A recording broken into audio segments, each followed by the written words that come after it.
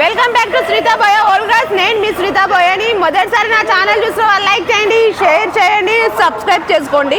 ఇప్పుడు నేను విజయవాడలో ఉన్నాను కదా, ఇది విజయవాడ. ఇప్పుడు 2 o'clock అవుతుంది. ఇక్కడి నుంచి పిఠాపురం పోదాం అనుకున్నాను. యాక్చువల్గా రిజల్ట్ వచ్చేసింది కానీ పిఠాపురం పోవట్లేదండి. పిఠాపురం నుంచి నేను అన్నవరం పోతున్నాను.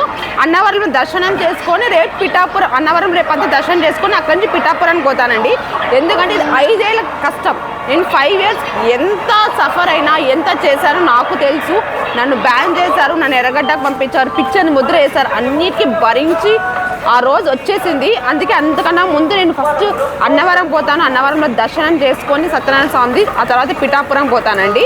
ఎందుకంటే ఫస్ట్ పిఠాపురంకే పోదాం అనుకున్నాను, కానీ పిఠాపురం పక్కన అన్నవరం కాబట్టి అన్నవరంలో దర్శనం చేసుకొని రేపు నేను పిఠాపురం పోతానండి. పిఠాపురంలో వెళ్ళి ఎలాగైనా ఇక్కడ బాగా సెలబ్రేట్ చేసుకుంటాను. నాకు చాలా హ్యాపీగా ఉంది జనసేన గెలిచినందుకు. ఎంత హ్యాపీగా ఉన్నానంటే నేను 5 years బ్యాక్ ఏ ఫిలిం ఛాంబర్ అయితే గొలుసులు కట్టుకున్నాను, జనసేన క్యాంపెయిన్ చేస్తున్నాను, గీతార్చోలు బ్యాన్ చేశారు అనేసి ఆ బన్నీవాస్ గారు. అదే రోజు అదే ఛాంబర్లో నేను చేతి మీద గోరింటాకు వేసుకొని మరీ చెప్పాను 2024లో కళ్యాణ్ సార్ 100% గెలుస్తాడనేసి. ఆ రోజు వచ్చేసింది.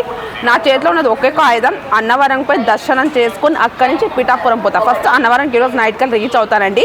అన్నవరం రీచ్ అయిన తర్వాత నేను పిఠాపురం పోయి పిఠాపురంలో బాగా సెలబ్రేట్ చేస్తారు. రేపు ఈవినింగ్ కల్లా పిఠాపురంలో రీచ్ అవుతా. చాలా ఇంకా నేను నా ఎక్స్ప్రెషన్స్ ఏం చెప్పలేను. ఫస్ట్ అన్నవరం దర్శనం అయిపోయినాక సెలబ్రేట్ చేసుకోవాలని అనుకున్నాను. అందుకని ఇంకో వీడియో మాత్రం పోస్ట్ చేస్తున్నా. మొత్తానికి జనసేన గెలిచేసేసింది. అండ్ ఇంకా సెలబ్రేషన్స్ అయితే రేపు అన్నవరం దర్శనం అయిపోయిన తర్వాత మనం ఆలోచిద్దాం తర్వాత ఏం చేయాలనేది. మళ్ళీ గీతార్చకి అయితే మళ్ళీ వస్తానండి. అమరావతిలో 9వ తేదీ అంట కదా ప్రమాణ స్వీకారం.